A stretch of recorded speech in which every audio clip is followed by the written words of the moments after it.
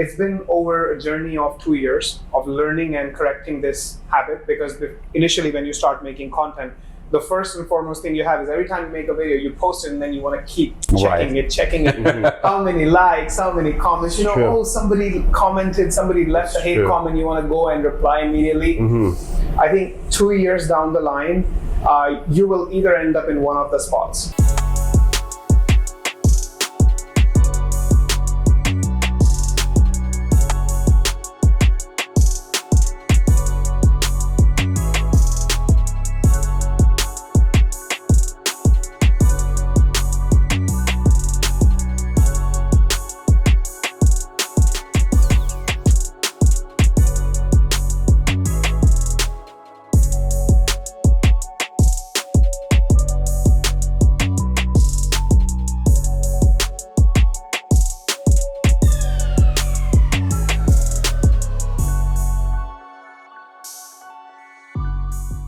Welcome back to our second episode of The Edible Talk.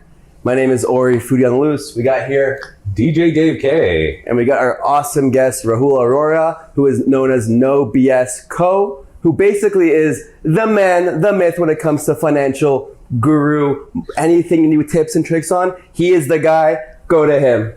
Absolutely. But yeah, he's pretty much the guru financial guy out there. He, immigrated and is now very successful. And we're so happy to see it because we love to support local artists, local people from Toronto. And I love just seeing the growth overall. Absolutely. I've been following you for quite some time. And honestly, every video really pops off. It just does well. Even if it's not 100K or 50K views, you just have this sort of you're in scene, showing off a product or giving tips, and it's always you as your person, and just promoting something or giving advice. And I think it's really cool because a lot of people want to learn, and you're making it as simple as possible. I guess somewhere when you talk about a video going viral, it just defines, it's a different definition for everyone what it means to be viral. Exactly. For somebody, 100,000 views is a lot. For somebody, 100,000 views is nothing. It's a failure. But for me, views don't matter anything. I never look back at the metrics, apart from the fact that I have to report to them, to some of the clients I may work with. I don't personally look at my likes, the shares, the comments, anything like that. It's been over a journey of 2 years of learning and correcting this habit, because initially when you start making content, the first and foremost thing you have is every time you make a video, you post it and then you want to keep checking it. How many likes, how many comments, oh, somebody commented, somebody left a hate comment, you want to go and reply immediately.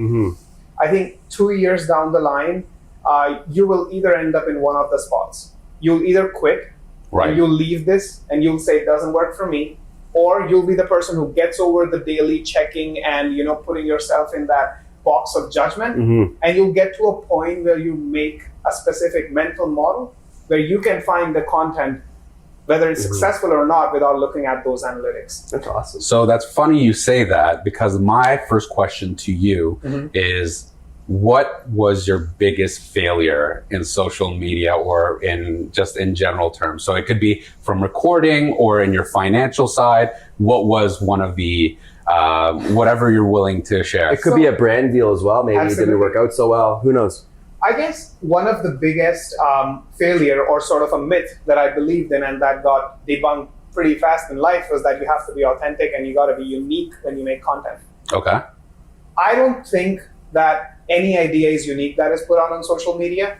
And the last unique idea, whoever wrote it, he's already dead.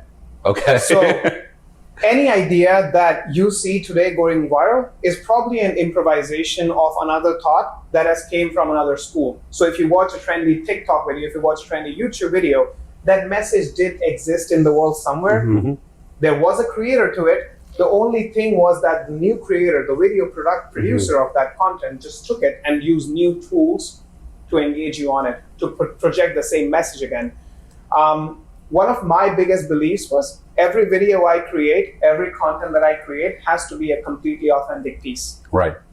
And that's unfortunately not true. Interesting. Because there are certain things, example, we are building a generation of spenders and not savers. Telling people that, hey, whatever money you make, you have to save 20% of it in your TFSA, in your RRSP. This is basic knowledge. Now, people initially used to say that on Reddit blogs, then it became Vines, then it became YouTube, and now it's on TikTok. So saying that I am inventing that thought process, hey, you should have 25% of your salary going to your TFSA, not an original idea. Yeah. And anytime you're going to chase only original ideas, you're not going to make it.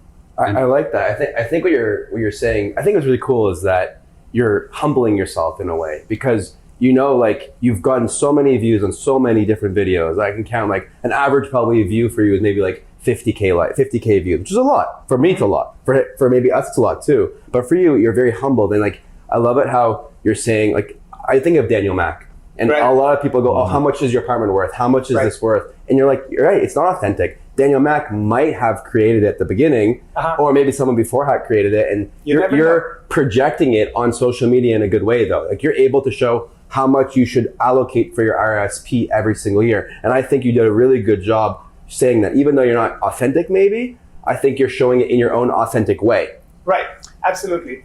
I would also put to that, like, it's not just about blatantly copying people. Right, it's your unique twist to it.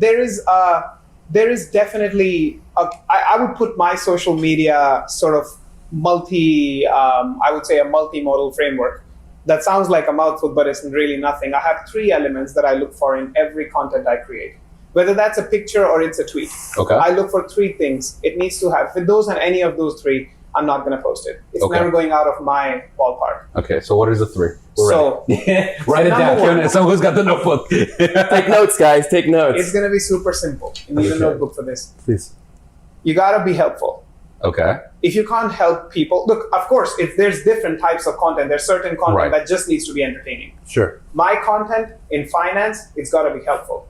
Educational. So, number 1, help somebody, a real tangible help. Not something that is 45 years from now, but something that is 45 days from now.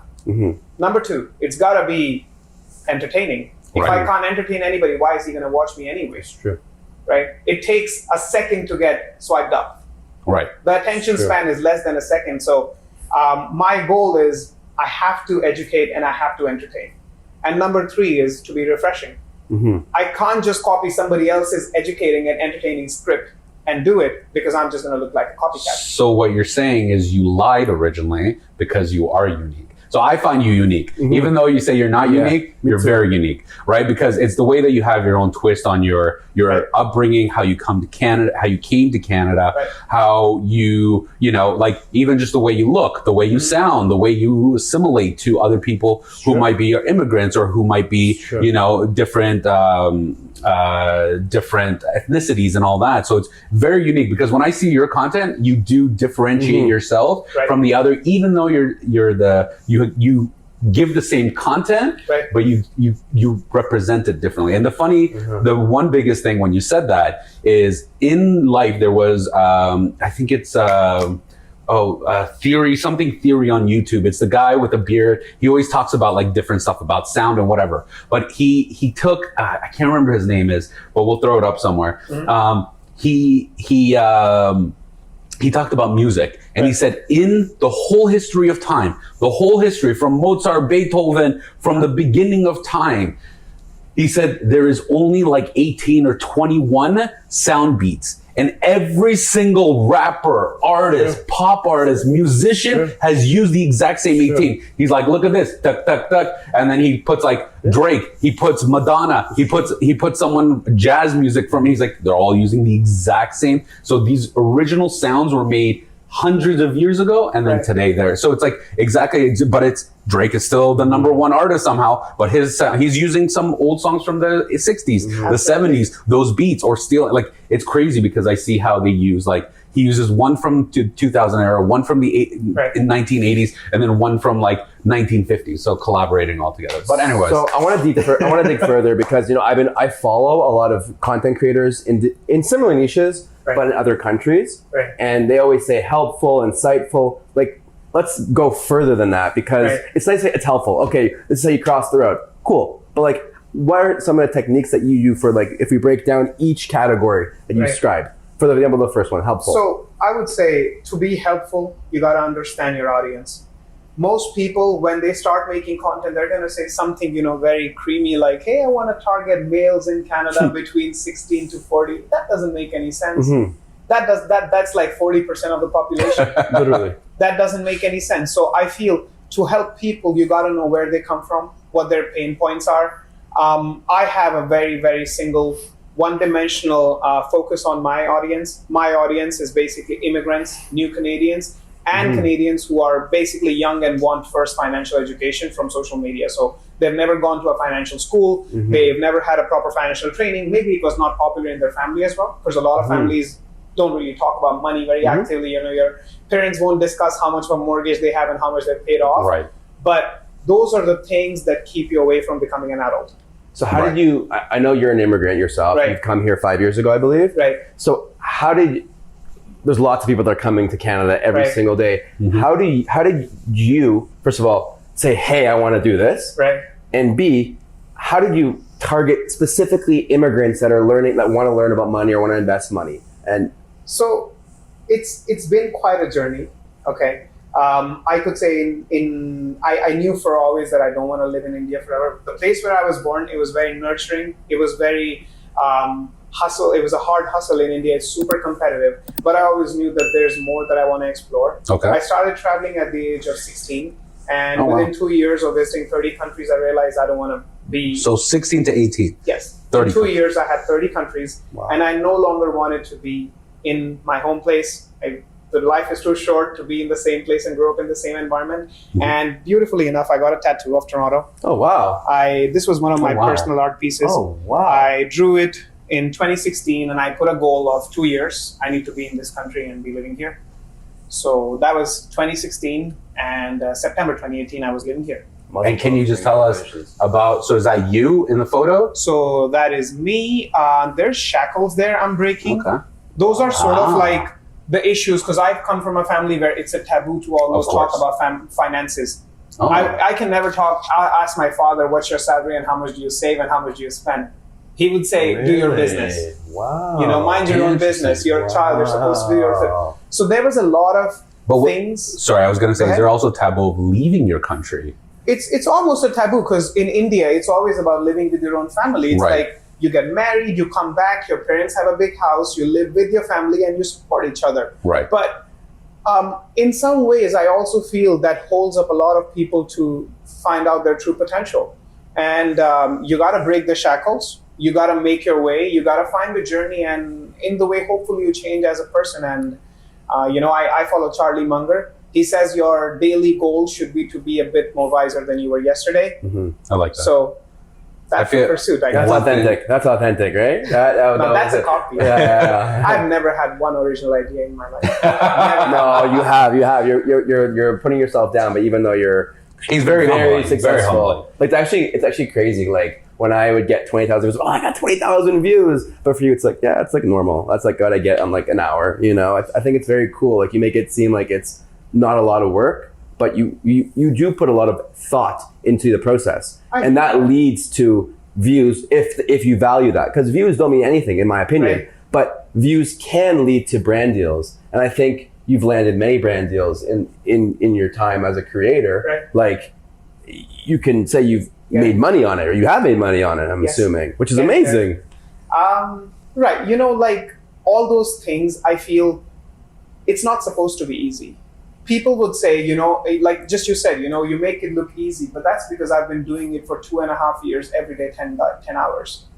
Wow, you dedicate that much I time. dedicate my bloods. My partner and I never have a conversation where there's no social media. Right. We're full, cold-blooded, all-time social media family. Our breakfast, we talk about social media. Our lunch is social media. We both work from home. So it's literally a 24-hour conversation. Two experts telling each other how to improve. It's funny. This guy's saying, wow. Oh, sorry. I didn't see it where his face is. But he says, wow. But we do this exact same thing. He calls me and he's like, hey, think. And then we hang up and then calls back. Okay, how do we do this? Okay, hang up. Call me back at midnight while we're pooping. Hey, how do you do this? Like at the end of the day, like it's all a collaboration, because the biggest way to grow is collaborating. And if you don't collaborate, you're dying. Like, here's a great thing. Like, we have a friend who's building a marketing agency. He's an independent person doing it by himself. Totally courageous, a lot of work. But that's the problem. When you do it on your own, you need 2 minds, 3 minds to try to help you, because everyone brings their own skills in, and it's a explosive growth versus an independent growth. And you can see that from every corporation, from independent companies to collaborations. I find what's cool is like, I don't, because like we both work full time and we are consumed by other things in life. You're maybe more exposed to it because you both, you and your partner are constantly creating content and learning your craft and getting better at your craft. But for me, like I have times where I'm like, okay, I need to take a break. I can't do this. I have to play like tennis or whatever it is.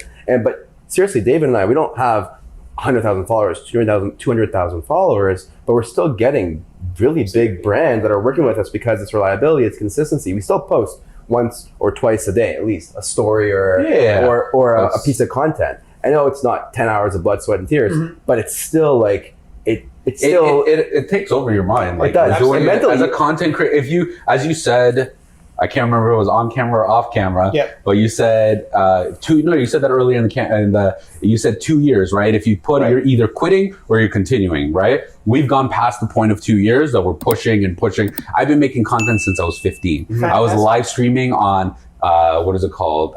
Justin.tv. That now is Twitch.tv. That was the amazing days. I was ridiculous. I denied the offer to become a Twitch.tv partner. Wow. I said, nah, I don't want to, I'm not a gamer. Don't put me on. I'm a person who speaks. Funny enough, I come back 10 years later, becoming a gamer on, and I'm like, why didn't? Because I know a lot of people who would have been a good call that time. Exactly, right? And then I was like, nah, I don't want to waste my time. I went to a Periscope or another platform. Do you have a goal with your social media, with your growth? Like, no. So it's a marathon. I'm here for 25 years. You're going to see me exactly here making the same content 25 years from now. Is there like a certain type of brand that you want to work with, or is there a niche you want to get into more that you're not into? Surprisingly happens today morning I landed the biggest deal I've done so far in my life. High five, man. I can't disclose the name, but it's one of the big banks in North America. Amen. I love it. Yes. And the funny thing is, 2 years I wrote to them every week on Instagram, hey, can we partner?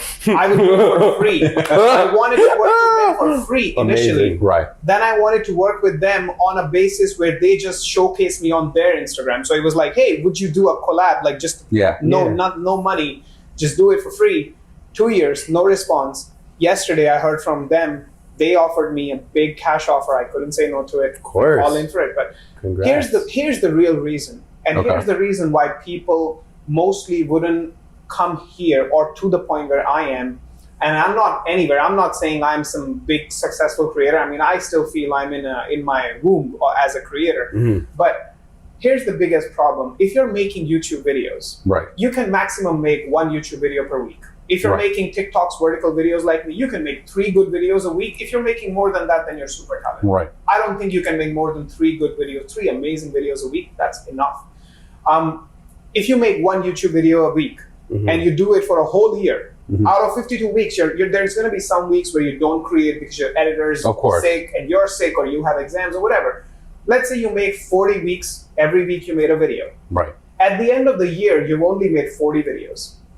Now, what happens is even within this time, a lot of people start judging their own performance. They would say, hey, I posted 1 video and 2 videos and 3 videos and none of them got any views, so this is not for me. Right. And this is where 99% talent dies. If you think about it, if you have spent 3 years working on YouTube consistently, and I'm telling you, 99% people cannot make 120 videos in 3 years. Right. They won't make it. They just won't make past. But even if you do, I will call you just a beginner. You'll call just a beginner. Just a beginner. 3 years is just not a beginner. Including shorts, long form videos. Absolutely no chance. And if you're making shorts, it's even tougher for you because short content, it's almost like a place where you have to tell all the important things in 30 seconds, but nothing in detail. So long story short, where you're saying YouTube is the hardest platform? I think YouTube is the S tier of social media. So there is YouTube, there's Instagram, and then there's the TikToks. Right. So TikTok is so shaky, it might just get banned tomorrow, who knows? Right. That's very true.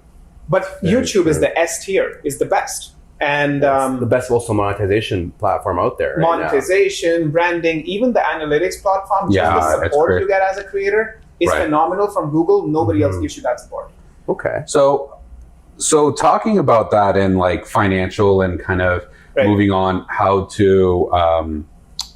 to build your financing, right? So it's, everybody today who wants to be a content creator, who's trying to make some extra money. Right. My question for you is, if somebody is getting into trying to build their wealth and build their financing, and what would be kind of some advice that you would say for anyone who's, a single individual, a parent, or like couple? I might totally sound like Dave Ramsey here. Okay.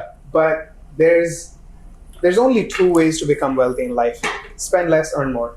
Okay. Mm-hmm. Now, the problem with our society, and this is especially in North America, you guys have both lived in Canada all your life, so I can't I lived abroad for 5 years, but it doesn't matter. It's still the same idea. Right. The thing is that this country we live in, this is a country of spenders. Mm-hmm. We're not a country of savers. Right. And that is where the inherent flaw lies in the conditioning of the society. Okay. The whole environment around us, it's all about spend more. If you don't have, take a credit card, spend more. If you don't have, take a line of credit, spend more. You don't have, take a mortgage, take a personal loan. You don't have that, go to cash money and take more. Mm-hmm. All society encourages you is to spend, none encouragement for saving. And I think that is one of the biggest flaws in North American society, Canada and United States combined. In India, it's completely opposite. It's polar opposite. You will get a beating from your parents if you overspend than what you can afford. And I think that is one of the biggest things that our society, especially the youth, needs as a change. Mm-hmm. And again, the second biggest tool, or the biggest tool to increase your net worth, is to increase your income.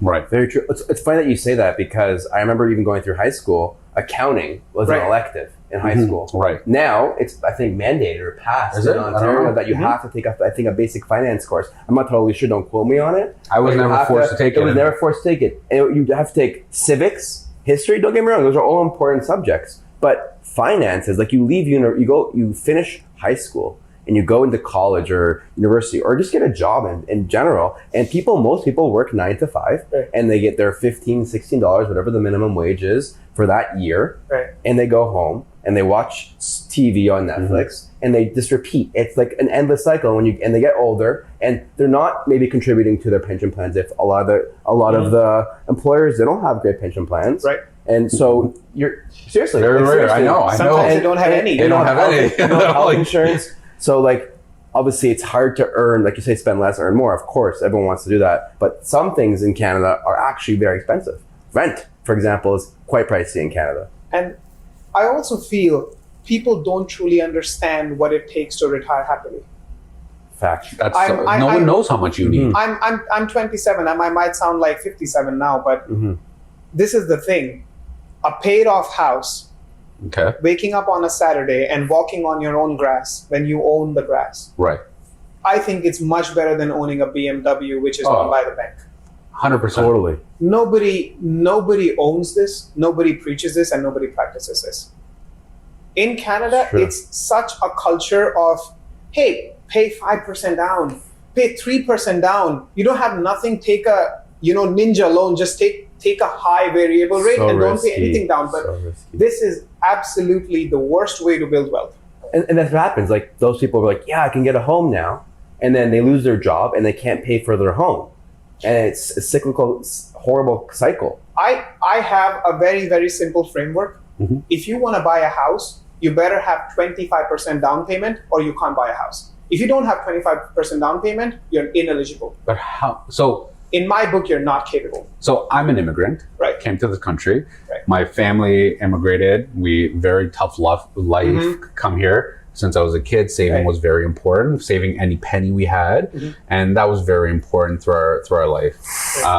And the problem is, I agree with you, but at the same time, it's like 25% is a lot. Sounding impossible? It's not sounding impossible. Today, there's a lot more access than there was ever before. Right. Today, it's different. Because before you could make 50,000 and, you know, pay for a house, whatever. And over 25 years, you'll pay for the house, you're good. Right. Today, what is 50,000? It barely pays for a 1-bedroom apartment in Toronto. Don't afford Toronto. Toronto is not the place for you then. Sure. That's very true. But my question is, when people live and breathe it, what are they supposed to do? They're born here. A lot of people are not as financial savvy. No, but not financial. As confident as you to explore, to go to 30 countries, to just escape from their home, because I was backpacking. I was not in all. No. But I mean, just to leave your house, like to leave your home, to be like, let me try the new country, because most people don't have that confidence or that safety, because it's a risk, right? And you have to have that entrepreneurial, because would you say everyone has that entrepreneurial task? Right. And what would you say is the percentage of people who can? Maybe 10%. I've never had one person tell me that he doesn't want to have a YouTube channel, and I've seen very few people who've actually stick to making a YouTube channel. So again, the same thing. Not a lot of people can stick to it. They can say they want to start saving up 25% for a house, but they might never reach there because of having no discipline. Right. Again, coming down to house ownership, I would say 3 simple rules. If you want to be a risk, debt is not crime. Debt is not evil, but debt can very soon turn to evil. There's 2 choices. Either you own the house or the house owns you. Right. How to ensure that you own the house and the house doesn't own you? You pay 25% down payment. Your loan is only for 15 years. And you make sure it's a fixed rate. Right. It's not a variable rate. Right. Like what people are going on now. Yeah, everyone's selling houses left and right. And, it's... Everything backfired. Every single person who signed up for a variable rate has backfired now. Yep. So the problem is when people think, and it goes the same with car payments. People go to a dealership and they would say, hey, what's my bi-weekly? No. You should be looking at what's the total price you're paying versus the MRP of the car. The car costs $30,000 with a 7% interest for a 5-year lease. You're ending up paying $50,000. Why are you paying $20,000 extra on the car? Right. I would rather buy that car when I have $30,000, or I would drive a bucket. Right. And that's what I love about one of your videos. You said you bought a car for $5,000. I still drive it. I do up in that. So Hyundai, is that what it is? No, it's a Nissan. Nissan. So I'm like, I love that, because I have the exact same mentality as you do. Because what I do is I never buy a new car. I always buy used. Why would you buy a new car? Exactly. Most used cars, especially at the generation today, if you're like to repair versus the car. Old cars are tougher. Exactly. Well, in some context, yes. True. But yeah, no, for me, I've driven a used car since I first got my first car. I found it for $2,000, put $500-600 to repair it, last me 100,000 kilometers. Right. I put maybe $3,000-4,000 over the time. And if it gets a scratch, you don't. Exactly. You don't my first day, I drove it off. So true. I smashed into a thing, bumper broke. Also, when you own a car, that's your car. If I scratch it, it's my car. And imagine a bank owning your car and you're having to pay the bills of fixing it. Of course. So, and again, I wanted this episode to have a little bit of element where I talk more about how immigrants or how, people who are actually aware want to do it. So, if you could start right there on the car, I would say you should never, ever, ever take debt for a car. No lease, no rent, no partial payment, co-signing with a friend. My mother will drive it half I will drive it. Let's take it on a long term. Nothing. Either you buy cash or you don't buy it. I like this. I like what you're saying right now, because a lot of the thought process is you shouldn't do it unless you have the resources. Everything you're saying, house, car, maybe your phone, even whatever it is, you shouldn't owe something iPhone debt, to the bank. The absolute garbage thing I have ever seen in my life is people taking phones on a 2-year loan term. Why? 2-year long term. Like getting your phone from Freedom or Rogers for 2 years and you're paying a $30 tab every month on it. Right. It is the absolute lunatic financial decision you can make. If you ever calculate the total cost, what you can get on a negotiated plan, it will save you a lot more. And right now, biggest financial mistake you can make as a newcomer in Canada or as a young person who has just become 18, first time stepping into your financial life, taking your own decisions, is to get a phone on a 2-year term on a contract. The reason being, when you are in that contract, you have indebted yourself for 2 years. Right. You don't know how your life is going to end up in the next 2 years. Right. As a young person who's 18, 19, 20, you're more or less making either minimum wage or slightly above minimum wage. And that debt can really put a pressure on your mindset and make you take other poor financial decisions over term. I don't say that you can't pay $90 a month on your phone. All I'm saying is putting a $90 down weight on your every month on your budget, that's going to pull down a lot of other financial decisions that you probably can use on other things in your life, like building up your first TFSA, building up your first RRSP, building up your first $1,000 worth of stock in the best companies 100%. In the world. So number one, never, ever, ever. If you want a new flashy iPhone, make sure you save up and buy it cash. It just feels great. Go to the Apple store, pay it cash, not on a credit card, never on a credit card again. Cash or debit only. Pay it, buy it, put a screen guard on it, and that's your phone. But why my question, or what I was going to say, why wouldn't you say, if you have the cash, bill it on your credit card and then pay it right away? That brings me to the second biggest mistake. Why? People think that credit card companies are stupid. Okay. I have worked in finance for 4 years, and I'm telling you, they're the smartest brain in the world, sitting there, and they know exactly what your weak points are. Credit cards companies know exactly that human body, human brain is optimum 99% of the time. I worked for American Express, starting my career, 1 year I was in Amex. We were taught that all your clients are like God to you. You got to serve them in every situation until there's one day. And these are the terms they don't tell to employees, but there will be a day when your client will be in a situation where he needs urgently cash, and they won't have an emergency deposit, and their emergency deposit at that time comes from the credit card. And the moment you do fall into that situation, you're done. You're done. 19.99. 19.99 plus overdraft fees, this fee, that fee, you're screwed. And the problem is, and this is one of the arguments I had with a person yesterday. So there's a very fine woman. She's asking me, I'm about to sign up for a $700 American Express card. I said, have you had an Amex before? She says, not really, but it's like a flashy card, and like it has the logo and it's platinum, and I get to go to the lounge, and I get to get the points, 100,000. There's no numbers there, right? What? There's no numbers there, right? Yeah, no numbers. Okay, good. Yeah. That exact card. That exact card. It's a beautiful card, by the way. Beautiful card. So you don't recommend it? It's for you. Never. Won't touch it. You've worked with financial institutions before. You've worked with other brands before that are. I work with credit card companies in Canada. Companies, yeah. Multiple of them, but I have never, ever, ever given somebody an advice where you should depend on your credit card as a way of using it in everyday finances. Here is the thing with credit card companies. When we say, hey, only spend what you can pay back at the end of the month, it's going to be correct 99% of the times. 99% of the times you're going to be spending only what you can pay until one day you won't be able to. You know what's the problem? People think when I say, can you afford this credit card? They say yes. Behind, they have a precondition, yes, as long as I have my job. Right. And that is where everybody screws up.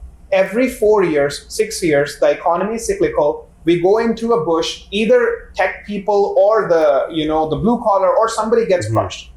Totally obliterated. Right. And everybody in that industry who doesn't have a $50,000, $30,000, $20,000 emergency deposit runs where? To the credit card. And you're done. I think that's really true. And also the Amex situation is more on the premium side. I don't care about the $30,000 one. I'm talking about the guy who can't make money. The guy who can't ends meet. They're always on the bottom end. They're always having issues. I'm always concerned for those people, but there's lots of them in this world.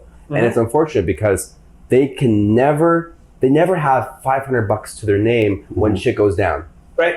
And that's concerning because they haven't learned basic fundamental things that you are simply teaching online. How to open a TFSA, how to get a RRSP, how to be financially savvy. I think it's really important. I think you're also telling new immigrants that are coming in, look at my stuff. I have a cool page. I'm here to help you. Whether you make money or not. I mean, it's actually pretty simple. It's just common sense. It is common sense, but you make common sense easy. Like that's what No, I really think is important about you. I've seen some of his videos. It's two different ways. I have a comment to your videos. So he says it's easy. I disagree. I'll tell you why. I understand. He understands. The first person who joins I feel that someone who has no idea will not understand. It's someone who has at least 6 months, a year. Maybe they're sniffing around, right? And they're like, okay, I understand what TSFA is now, what this is. So they need to have a little bit of basic understanding. But your videos do help propel someone who needs more direction after learning the basic. And I don't know if you agree or disagree. Absolutely. I'm recently. You didn't write the book on it, but you're helping people who have no idea where you were beforehand, whether that you're related by their country, where you're from. And I think that's like a connection. Like I vibe with like people. I'm Jewish. We're both Jewish. I happen to be closer with Jewish people because I am a Jew. I celebrate Shabbat dinner. I have different events that I do, but I'm close with everyone. I practice Shabbat every Saturday. You actually?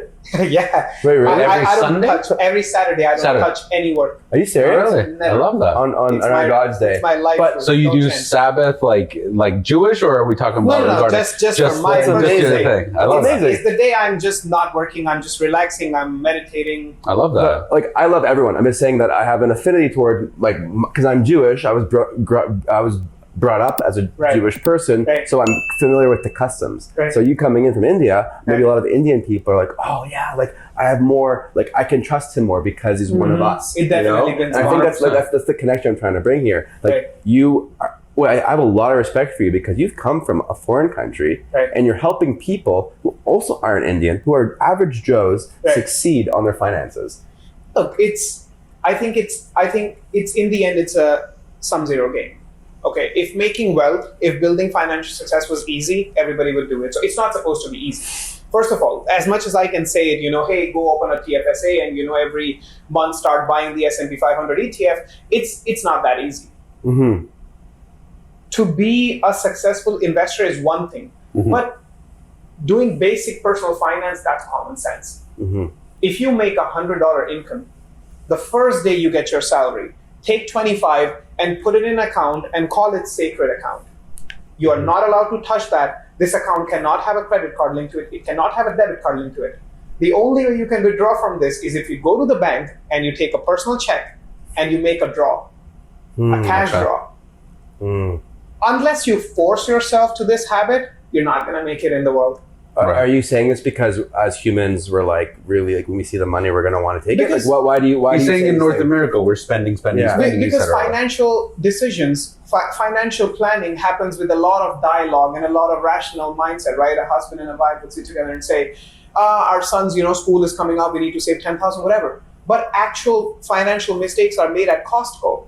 Right. When you're going there and you're seeing, oh, this is such a beautiful, 5 kg of chocolate cake or whatever, you're buying a massive, you don't really need that. Right. And those small little drops out of your bucket, they eventually make you lose the whole bucket. Right. So the planning happens at the dinner table, but the mistakes are made on the go. So unless you detach that money completely, you will spend it. But so here's the question. You said but what happens when somebody goes to Costco, when they go to Walmart, when they go to Best Buy? You need to know what you buy. Here's my biggest hack. If you want to go to a grocery store and never overspend. Okay. First of all, eat your lunch before you go to a grocery store. It's the biggest psychological hack. It's true though. Be full. You should be full to the point that you can't drink Coca-Cola anymore. Right. You're full. You're going to make a list and you write from the top the most essential things. The most essential. This is my hack. I always write it on a precedent. So I'm on keto right now. Right. So meat is everything I eat. Meat and lettuce and whatever, like salads and stuff. So meat comes here, then comes my veggies, then comes my whole food. So if I need rice or some legumes or something like those come here. And the chips and everything, those go at the very bottom. And when I'm shopping, I'm looking at the prices because prices are just insane now, grocery. And when I know, okay, the cart is getting filled enough, I would maybe just leave the last 6 things. And those last 6 are always the things that I make that I can actually exclude and it won't affect my daily life. So it's like chips, crackers, ice cream. Yeah, if I feel I've already spent my grocery budget, I'm just going to leave it. And anything else, I swear to never look at it. I like no that. offers. Do you come in with a set price? Like, I want to spend $250 max. Like, do you come in because on top of your list you say I have I have a budget, of course. Your budget, but is the budget like $100? It's a rolling budget between Okay. 200 to 250 on a weekly basis for 2 people because we only eat at home. The funny thing is, we just I sent it to you a few amazing. weeks ago that there's this girl in Toronto. We were shocked. You know who I'm going to talk about? Yeah. She I don't know what she does. She has her own business, Tech, maybe probably. tech, something. But she's like, this is my monthly salary, $22,000 a month. 24. Right. Or 24. I'm whatever. going, pardon? I was like, excuse me? She's like, today, and I really think this is cool because she's like, today, I gave myself a treat. I bought Starbucks for $3. You're not or a dog. $4. So You're not a dog. Exactly. So she writes every point. She's like, I got a massage because I need a massage, but my company pays 80% of it. Yeah. So 80% is removed from there. So I get the She's very cash back. analytical. She's very super good. and It's good. It's visual. and then she's like, I saved $20,000 a month or something like that. And I was like, and I'm like, it's. She was, I have 17,000. I only spent 17% of my salary. I'm going, wait, 17 times this. I'm like, what? I'm like, pardon? She's like, and I'm going, we'll send you the person after. Maybe we'll interview her one day. Yeah, maybe. Because she's honestly really cool. But I'm like, people live off $25K. What's funny? A year. A year. What's funny is that COVID happened. Obviously, people are making $200,000 lose their job. They make $2,000 a month, right? So huge Right. salary difference, huge, spending difference. Sorry. But there's a lot of people it's crazy. People can't live within their means and they're making $30K a month. Right. And I'm sure you've maybe seen it or witnessed it at Amex or something like that. Right. People have a lot of money. It's not. Toronto's a city that has a lot of money. Oh yeah, people have a lot of money. People are doing old money, new money, lots of course. everything, right? And so Crypto money is there. everything, Crypto you money, name it. tech You name money it. is also Everything, tech, you name it. And the thing is, I feel like people don't, even with, they make so much money, they are not financially savvy and they still need help from people. Yeah, and they get it from the workplace, they get it from the exactly banks. what you said earlier, right? He said that tech people, they're so used to this $30,000 a month salary or $20,000. As soon as they lose their job, they go broke first. they go broke first. Exactly, because they're like, oh, I'm used to 25,000. Because I've seen the same thing with mining. I used to live in Sudbury, Ontario, for 5 years of my life. Mm-hmm. Everyone's like, I make so much money. Right. I make $15,000-$20,000 a month, and they're like, whatever. But they're working a lot of hours, like Right. 20 days of the month. They're working like 18 hours. Yeah. But then they're like, they buy a boat, they buy a car, they buy a new house, and then the mines shut off. They're like, okay, we're on strike for 6-9 months. Right. And the guys are like, I have no money in the bank. I'm like, you're making $20,000 a month. But How he's are you saving not? less than 500. Yeah, exactly. If he's saving, I think he's a negative. I wouldn't doubt it if he is. Look, we can wrap up the whole money chapter. I'll give 5 points, okay? And this is again copied. Okay, None of mine, okay? Number 1, cut off your credit cards. interesting. You can have a credit card. Credit cards do provide you certain benefits. I'm not completely against credit cards because there are situations where debit cards just won't be accepted. Right. There are lots of payment websites in online shopping you want to do. There are certain international spending where, example, I bought a ticket from Mexico. There's an airline, it's called, Colombian airline, it's called Avianca. Okay. I bought a ticket, the ticket never came. I asked my credit card, Neo, hey, can you get me a refund on this? I've never got a ticket issued. They got me a refund in 15 days. Right. If this was a debit card, my money was gone. Yeah, Right. Interesting. So credit cards are supposed to be used in those special situations where you want consumer protection. Right. That's my number 1 thing. Number 2, you can also use a credit card when you have a massive upfront cash offer. Example, there are certain, credit cards, example, Neo or Amex. You would go to a certain shop and they're giving you, let's say, 18% cash back. Right. That's huge. You can use it. But places where you say, hey, I want to have an Amex that has $700 monthly fee to get 100,000 points, that is stupid. Sorry, say that one more time. So- one more time. I Like the agree. sign-up bonuses. Right. So like the I agree and 100,000 disagree. PC MasterCard, they give you Right. 100,000 Yeah. points A lot of them. to give you To $100. incentivize you. In the end, you're going to pay more than what you're getting. I can almost certainly vouch for But I've never paid interest once in my life.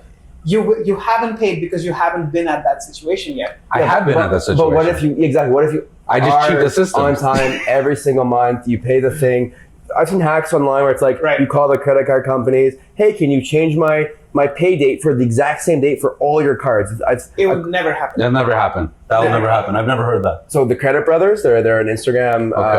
They have an Instagram page. I'll send you the links afterwards. We'll put it up here afterwards. They talk about it's specifically in the States though. So I don't know how it works in Canada. Right. In the States, because I tried to do that, they didn't let me do it. There's a hack of doing it. There's a way of doing it. I don't remember the exact hack. We'll talk about it later on. We'll put it up on the screen and people can see it. It's really they do because I have that issue now. One is on the 16th. One is on the 21st. Put on the other. auto pay. Put on auto payment. Yeah, but then I need to make sure I have money in the account. So, say for example, I buy you are assuming something.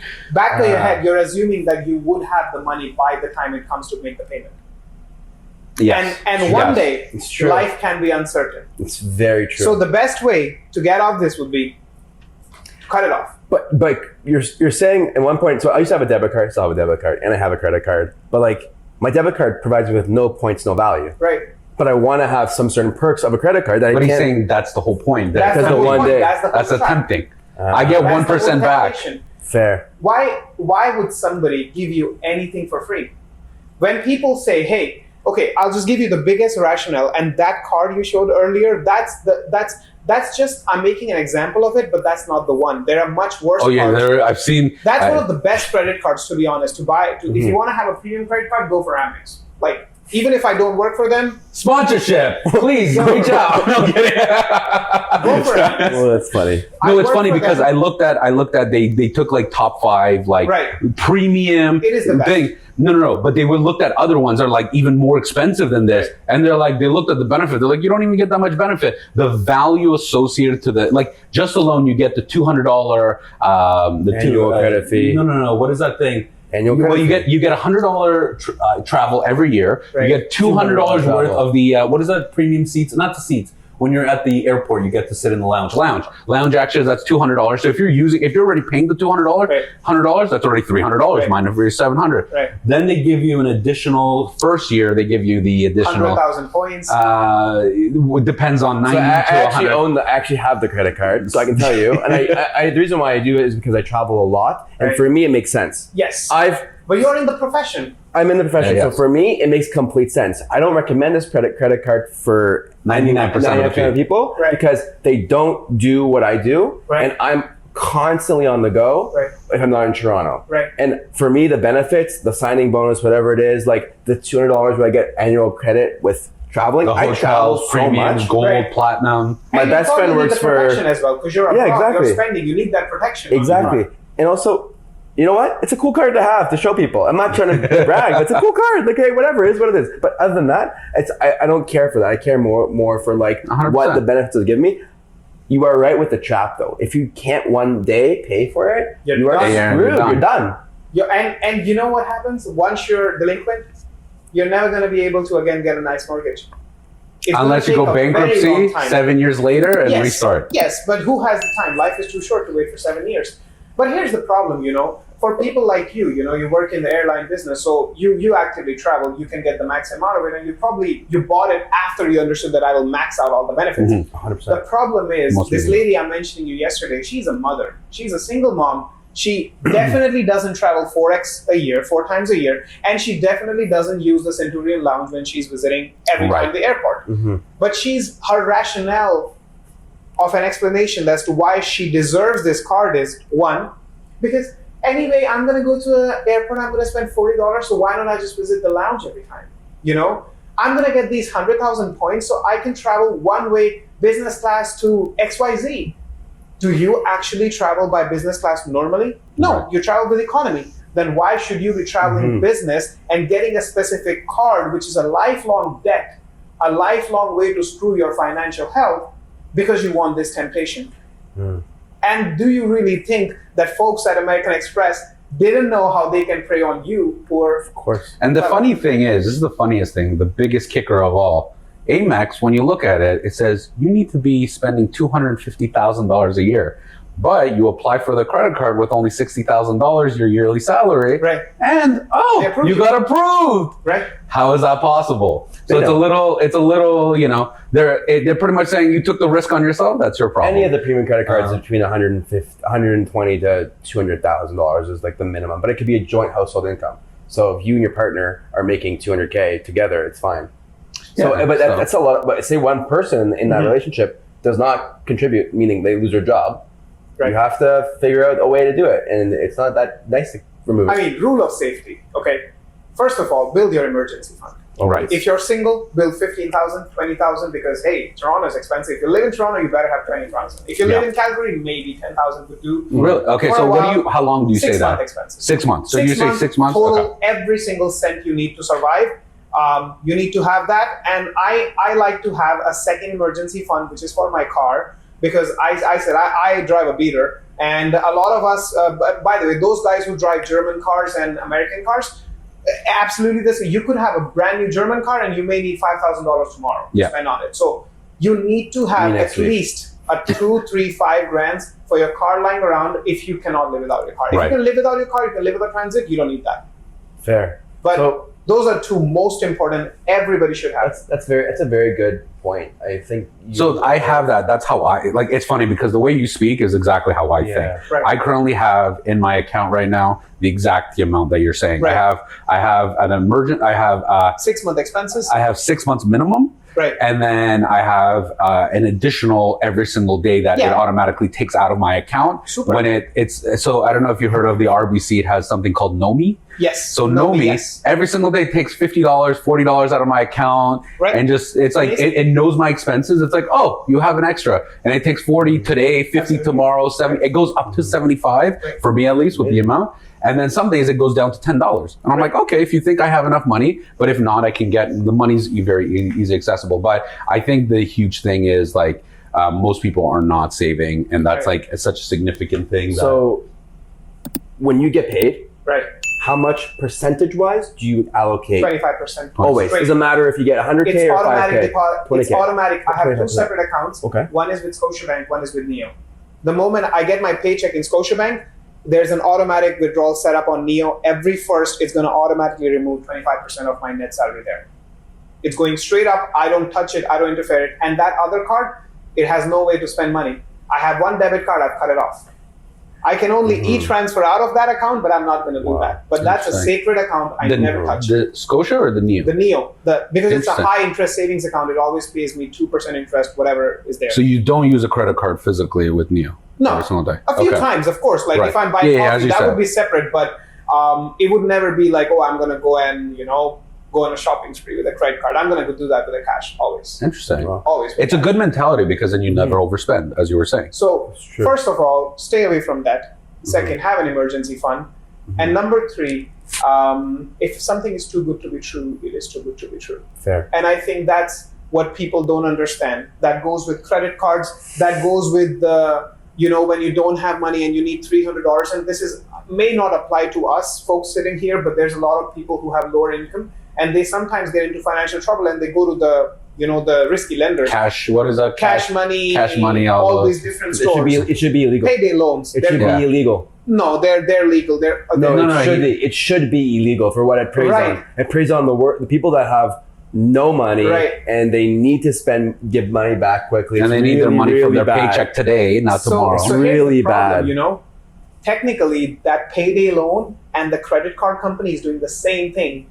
He's just becoming more flat out honest with you that I'm going to charge you this interest. And credit card is saying you have a silver metallic card with the Amex logo, but hey, screw you. If you don't have cash, this is going to be your emergency fund. Very true. So it's again, payday loans, those things. It sounds too good to be true. It's too good to be true. Goes with the car payment. If you're taking a car, you hear the bi-weekly payment is fantastic. Check the total price. If you can afford it cash today, you buy it. If you can't pay cash today, you don't buy it. Where do you learn this information? How did you learn it? So I'm a bookworm. I'm all day reading every single day. 2 of the most brilliant men in my life who I've learned from, Charlie Munger and Warren Buffett. I've read every single book, every single article written by them. And I guess that's where it filled my void. I found out first Warren Buffett's letters in 2017. I was reading, and there's a whole Berkshire Hathaway has a website where he writes 1 letter every year about how he's investing his money. And it's a wisdom chest. It's for 35 years. He has written 1 letter every year. If you read through that, I would say you will be a genius in investing in finance. Really? Only that. And then you read some of the books he has written, and then you read some of the books by Philip Fisher. Oh, he's the GOAT. He's a legend. So man. here's my question. Warren Buffett, if I'm not mistaken, unless these TikTok videos were cut out perfectly. Yes. But he says he never uses debit, he uses credit. No. Opposite. He only uses cash or debit, never credit. He doesn't have a credit card. I swear I heard the opposite. He's the largest shareholder in American Express. Right, I know but that. But he doesn't use a credit card. He has something like 50 employees, and it's all in this home in wherever he's from in Omaha. And he literally, you think he lived like this crazy lavish lifestyle. He's the most like humble person ever. He's worth how many billions? Like 50 130. billion? Yeah, 130, whatever the number is. Not trillion yet? No, but his stock, the Berkshire Hathaway stocks, are worth like $300,000 or whatever. $400,000. He knows it better than me. Yeah. Per share. He doesn't believe in stock, whatever you call it, like splitting it. Earlier, you asked crazy. me, what's my goal as in terms of, if I have a financial motivation behind content. I don't have a financial motivation, but I have a goal to own Berkshire Hathaway. So I made myself a commitment when I was 18 years old that I want to own 3,000 shares of Berkshire Hathaway, not the Class A share, the Class B share. So Class B share right now costs $300 USD for one. And I have a goal to own 3,000 of them. I currently own only 200. And every time I'm saving up a certain amount, I'm buying 10 shares of that. And that's my goal. So I want to be owning a large share into this particular amazing business. And that's been a journey. It's going to continue until 45. And I think by 45, I will touch that. Interesting. If I'm able to make my goals come true. But yeah.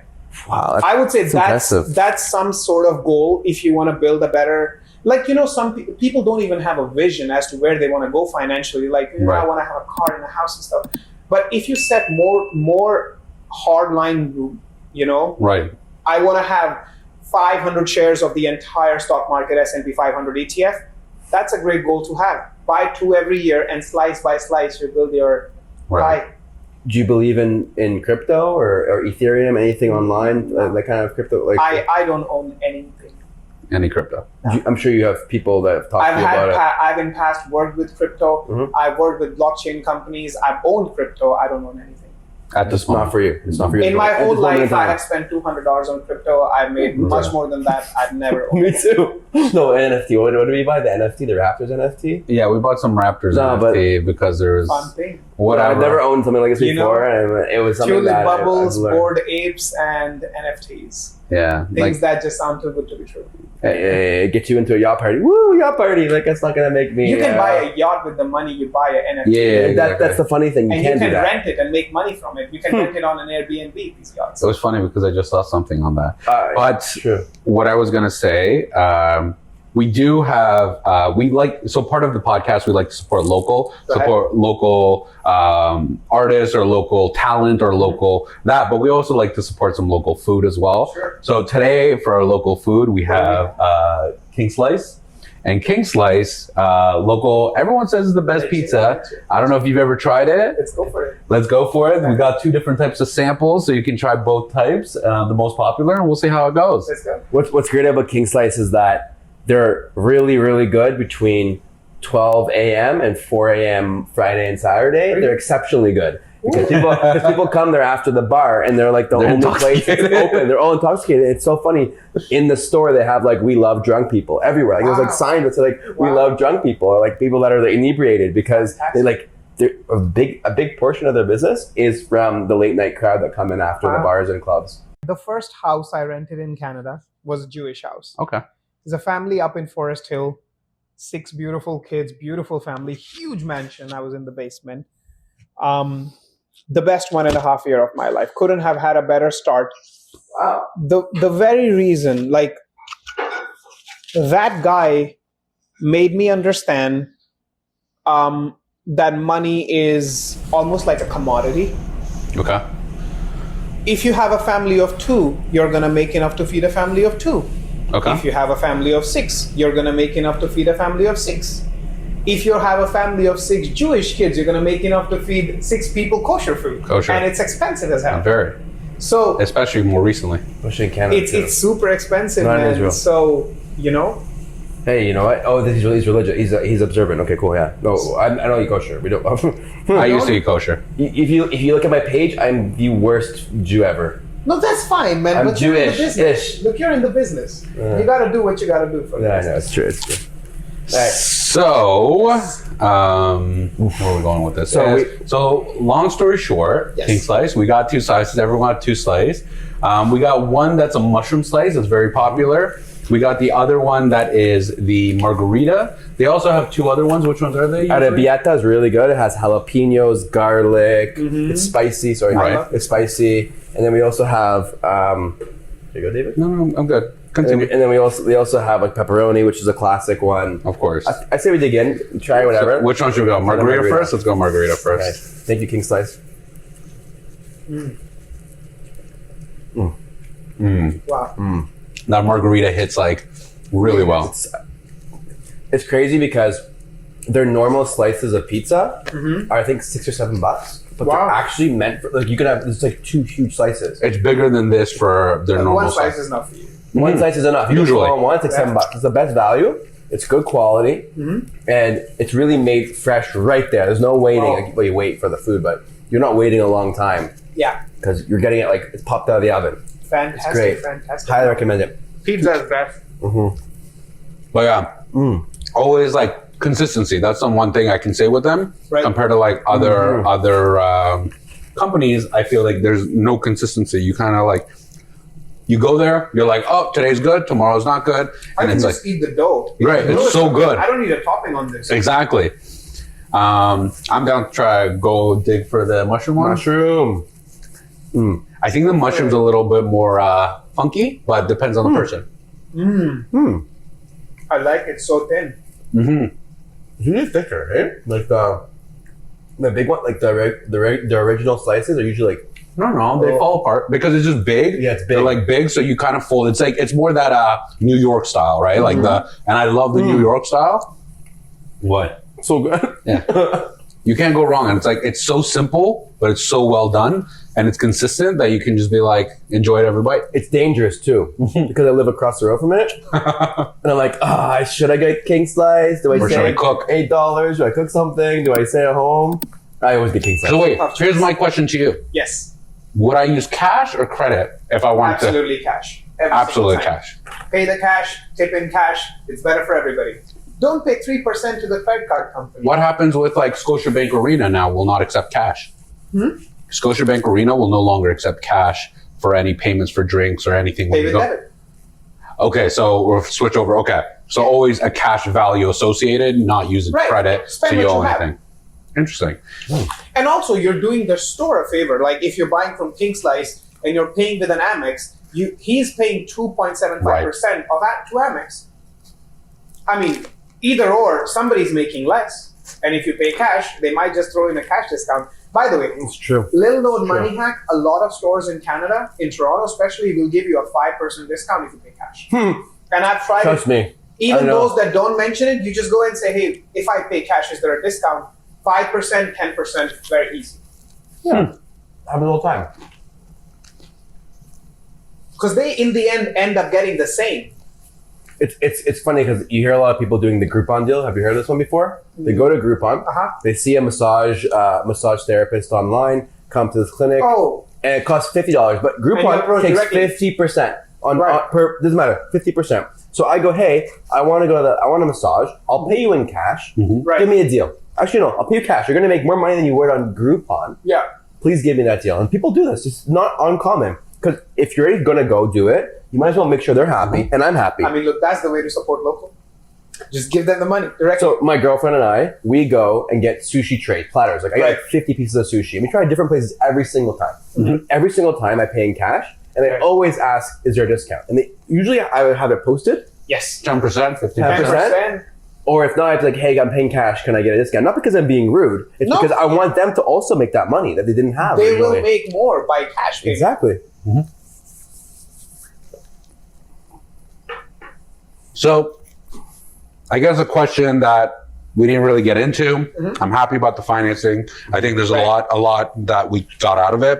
I think cash is king, as you were saying. Absolutely. Is the best asset and ever. investing 25%, kind of just like an overview, and then also making sure that you're financing. Right. You find what works with you, but don't overspend. Right. But of course, that's amazing content. But we also want to know you as a content creator, right? Because you are a content creator. Absolutely. So as a content creator, how did that whole aspect begin for you? Like, what was the objective? Like, oh, I got to do financing. I need to help people like me who came into this country. Or what was the initial? Because you did. Or give us a history. Like, content creation, social media, anything in that sense. So to give people an overview. Yeah. So I started my career working with American Express as a customer support agent in India. So I used to work for credit card support for US, but in India. So my job started at 7 p.m. and ended at 8 a.m. in the morning. Wow. And all night I would be getting harassed by people why they have a charge on their credit card. Like, that was basically the beginning. And Amex paid fairly amazing, but again, a job is a job, and you know you're somewhere a slave to the person who's employing you.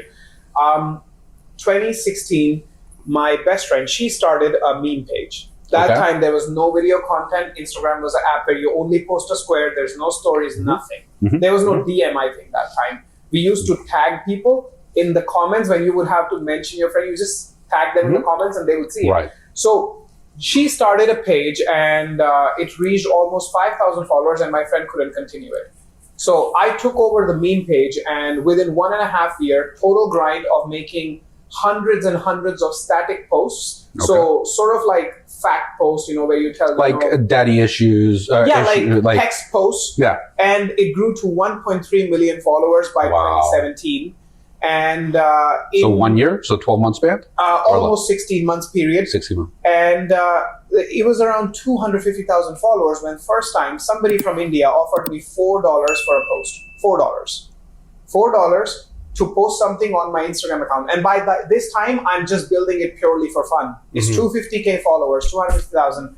I don't know if I can make money from this. I'm just doing it as a child in his hobby because he wants to have more comments, because it's like it's an ego boost when 100 people like your thing. Somebody offered me $4, and I got it. And being a child under 18, I didn't have a bank account, so I had to take it in my father's account. And I go to my very, very strict Indian dad, and I'm like, I want to take money. And he's like, what have you done wrong? Why is somebody paying you for making a picture? Because he couldn't, in his wildest thought, understand why would somebody across the world be paying me $4. Anyway. Long story short, by 2018, I had made enough to move to my dream country, Canada. Amen. Okay. So that's how the initial... It took time, man. It took time. It took dollar by dollar. You've been preparing this day for, like, when you came here. You've been preparing that for I had a budget in mind. years. I need this much for my tuition fee, this much to live, this much to not work a part-time job. Wow. And I have to save all that before September 2018. That was amazing. So I made all, and by this time I was traveling as well. He also has a YouTube video about telling you how to like start off as an immigrant. You came out 9 months ago, so telling how much you need monthly. But sorry, go ahead. So once I moved here, it was like a new chapter of life. I can no longer continue the business that I had in India. Wrap it off, completely sold it off, got a decent check for it. It was $5. I'm joking, bro. Slightly higher than that. I hope 6 was more than that. But yeah, I sold the page that had 1.3 million followers, gave me a decent, enough money to, live in Canada for the first year and not pay any part-time, not do any part-time income. I love that. Help me focus. Then 2 years I was here, basically getting my education, post-graduation, working for a lot of different companies as well at the same time. So I was working as a marketing manager at a company, worked with a few agencies. And then after my graduation, I went into proper finance. So started working with finance companies into marketing, but marketing only for finance. And how old were you at this point, sorry? So this is when I'm 23, 24. 23, 24. Okay. Right. After my work, 1.5 years or so during COVID, it was just like you have nothing to do because you're sitting at home. Your job is work from home, but there is really no work. Right. Especially the first 4 months when everybody moved into work from home, we didn't know how to use it. Everybody's just getting familiar with Zoom. There's no organization structure. Everybody's just suddenly into this new world. Yeah. So there was a lot of free time, honestly. And I started first making videos about travel. I was already having by the way, I've had a 1 year YouTube channel of travel by now, and it's been a disaster. I was never consistent on it. So I decided I'm going to close down every single creative pursuit I have, and I'm going to start from zero. Interesting. So COVID, I started from zero. I built my first TikTok page to 60,000 followers. Okay. Again, hit a roadblock. Couldn't think more better content. Couldn't help people. Couldn't entertain people. Closed it down. What? Started again. Wait, pardon? You stop after you don't succeed? Like, Whoa, I let had him continue. 60,000 followers. Then I closed it. Then I started the one that I have now. So No BS. Yes, and this one at the moment, this asset has over 250K over 3 different platforms. So Instagram, TikTok. TikTok is 125. Instagram is 52, I think. Yeah.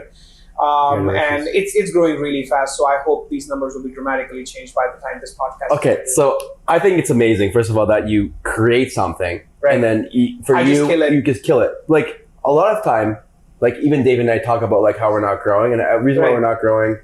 No worries. The reason why we're not growing. The reason why we're not growing. Non-consistent. Is because we're not consistent. Honestly, it's because we're not consistent. We don't push enough content. That's going to be relevant. But like you kill it because you just don't like the way it's trajectory. It's funny because what he's saying right now is exactly what Gary Vee. To some people, this might look a perfectly great account. Okay, the likes. The thing about TikTok that Dave and I both know, like 50K on TikTok is 5K on Instagram. Right. It's enough. That's the thing. Exactly. If you have 50K on IG and you're getting 30K on per video on IG, then we're talking. That's good conversion. Sick. Right. That's sick because brands are paying you $1,000 because you're getting 30,000 views. It's a span. Right. Like you're in marketing, but you're also really clever on getting people to attract to you. And you're getting a lot of views, and views is money. Views is always money. It is. It's attention span. And if TD Bank or one of the big banks says, "Hey, Rahul, we'll pay you $5K to post," and you're going to get 150K views, that's actually bad for you. 5K is not a lot of money. 150K might be a lot of money for them. Crazy story. Last month, I did a promotion for somebody. They got 2.3 million. And I didn't make $1,000 on it. Oh, wait. But did you not have in your transcript, like, if it hits 1 million each, you didn't have the... No, I don't do that. So you don't do that? There's a lot of guys that I So follow. some people, like, charge low. They'll say the first, it's $500, but if it hits 100,000, an extra $100. If it's 1 million, you have to add an extra $500. If it's 2 million, it's an extra $2,000. So they have levels of impact depending on viral. So you get 500,000 because who gets paid when it becomes viral? That's a big thing. That's the problem. No one gets paid when it gets viral. Because virality can actually really make a business succeed or not. But if you have content to back it up, if you're viral, if you're continuously posting content, it will. There's that line I always look back to. It's like all roads go to Jerusalem. So your goal is to make money. Right. Whether you make it with this pricing strategy, that. For me, it's simple strategy. Treat every client the same. Okay. Treat every project with the same fairness. Put the equal amount of love and dedication. Right. 100%. And I have no partnership where I'm doing a transactional business. Absolutely zero. I've never had a partnership where somebody would come and say, make me one video and I want this. If you say to me that I want 100,000 views, I'm not going to deal with you immediately. I see what you're saying. So someone called me today out of the blue. I actually got 3 calls today. I've been, I'm home. Sometimes I don't do paid collaborations. Sometimes I do it for free, whatever it is. I'm still at home. I have some paid collabs. I have some non-paid collabs.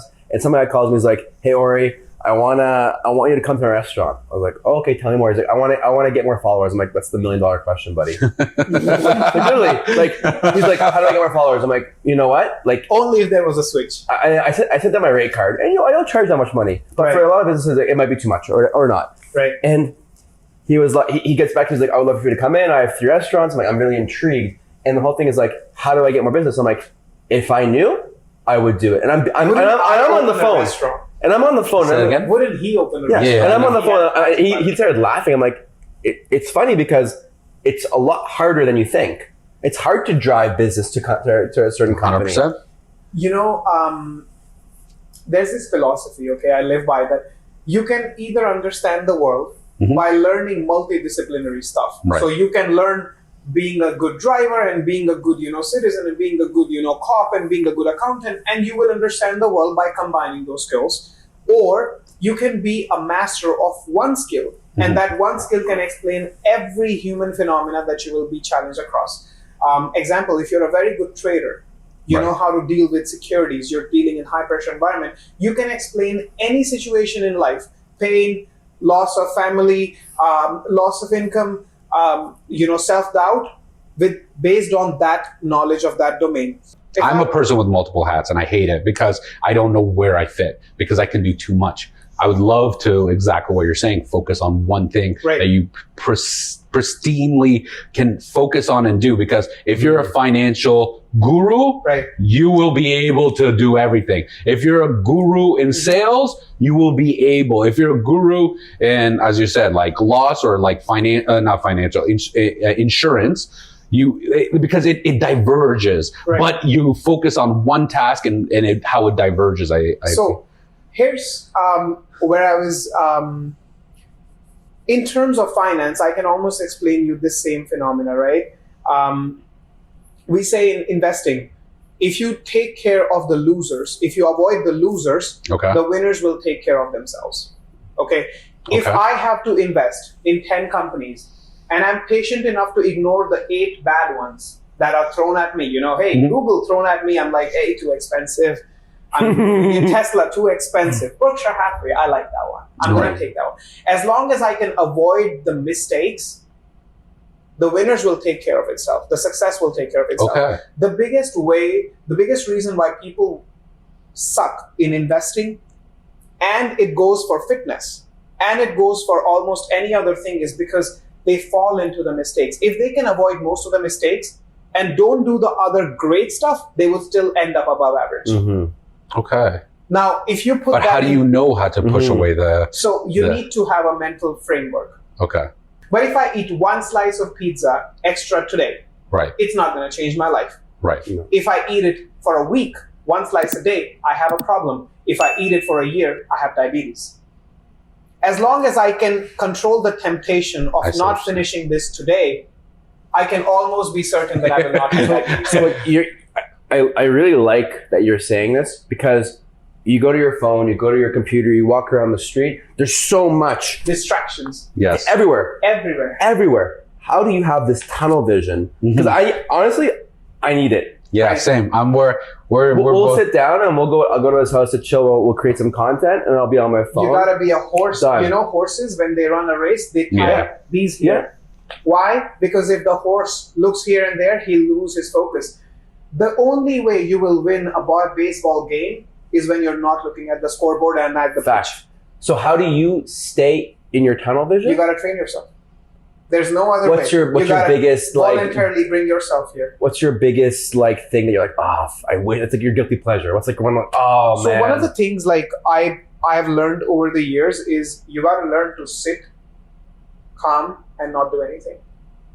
And that is a very, very big virtue, and people don't know that. People can't just sit quietly and not do anything. And that goes for anything. I see a lot of people who open a brokerage account and go on a crazy frenzy buying all the companies that they've just heard names of. Shopify, 2 shares.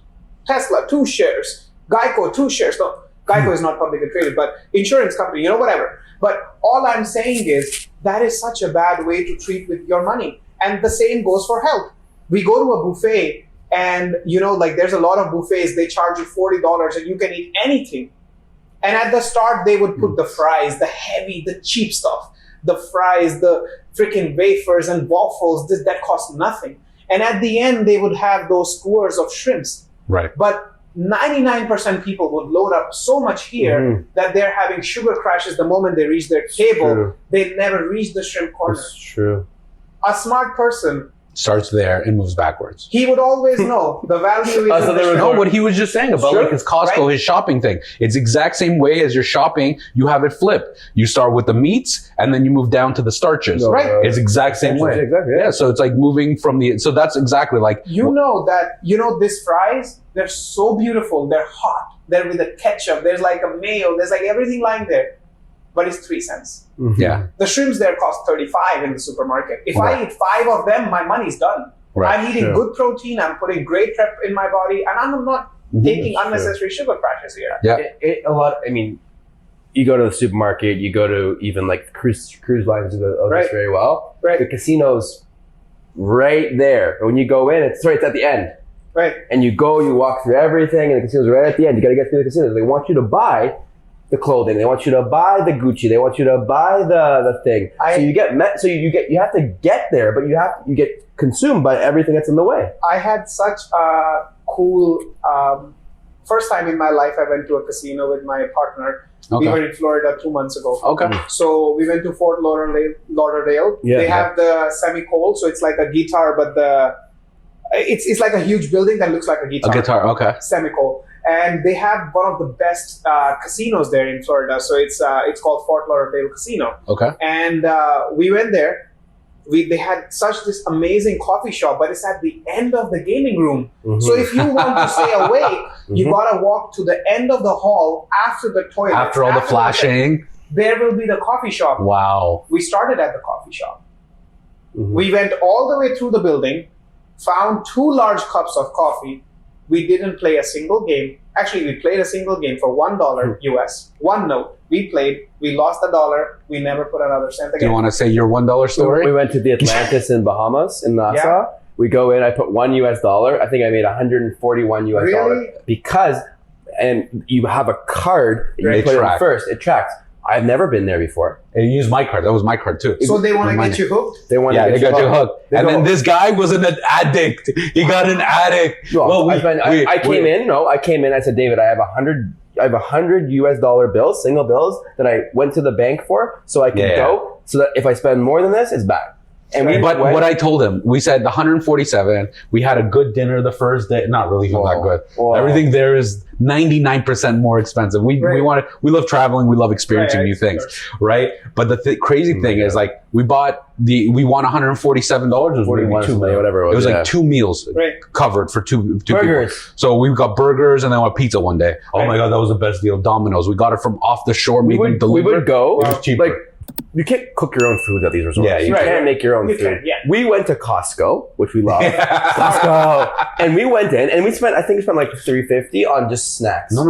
Less. 180. Whatever it was. We spent 180. We filled our guys. suitcases with snacks, beef jerky, You name stuff it. heavy, like good sustenance. Right. We bought tuna too, but our screwed up thing, we forgot to bring a can opener. Oh no.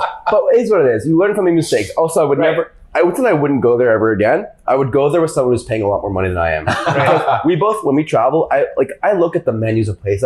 I'm so into it. Like I look at where I can get good deals. We whether like it's living Amex. humbly. My best friend works for Hilton, so I get really discounted rates for Hilton. And so it's cool because I'm able to fly for very inexpensively. But also, I'm using the tools that I have, even though credit cards aren't the best. Sometimes they work in your favor when you have the money. You know the money doesn't work in your favor. But when we were there, we were like, we need to do this. Oh, we can't do this because it costs $18 US. So we found because for a burger. This is we were able to get the hookups with the flight, got the hookup from the hotel from me. We combined our thing. Then most people on average, we found out that spend 1 week at the Atlantis spend 3,000 US a week. Easy. A week minimum.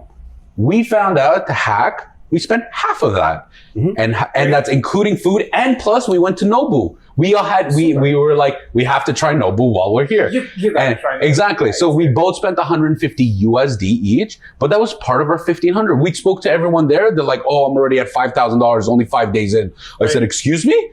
And I was like, I can't do that. That's like an insane amount. But I mean, in general terms, there's so much knowledge in this conversation. We love having you on. Yeah. We don't want to keep you forever. So the one question that we love to end every single interview with, and this is what we find is a unique way. But anyways, the one question that we ask every interviewee is, when do you know that you've made it? 17th of August, I took the flight from India. That was the final. Wow. I love that. I don't think there would be a bigger sacrifice. Leaving my parents, leaving my brother, leaving my mother, father, everything, a beautiful house. I had a car, leaving everything and becoming a total immigrant here, but naked. Wow. I think if I did that, I'm not going to be more happier making $25 million tomorrow than I was that day. That was the biggest. And by the way, my journey from India to here, I took the longest flight with the most layovers. Invest in the American economy, invest in the Canadian economy. Don't be a stock picker. Don't think you can beat the market. You can't do that. So take it nice and slow and steady. Take it nice and slow. Invest little at a time. Invest consistently until you retire. And always pay yourself first. Right, yeah. Put the 25% away. Put it in the economy. Put it in the broad stock market. All the best companies, little by little, in everything. Do you ever have an inclination of owning your own thing, meaning like you're having people below you that are your interns or that are working I have for you? employees. Oh, I have employees. how many employees do you have? Next podcast. I'm down. Thank you so much for coming. Thank you so much. We appreciate Rahul for being on. This is the second episode of the Edible Talk. We are so excited. We have so many more coming out. If you have not, make sure you're going to get Rahul's Instagram information right in front of his face. Might be blocking it. Make sure to check out the Edible Talk. We're on all podcast platforms. We're on YouTube. And make sure, show some love. And if you need some financial advice, I might be reaching out to Rahul. Financial advice for sharing in this podcast. Super awesome. Thank you guys so much.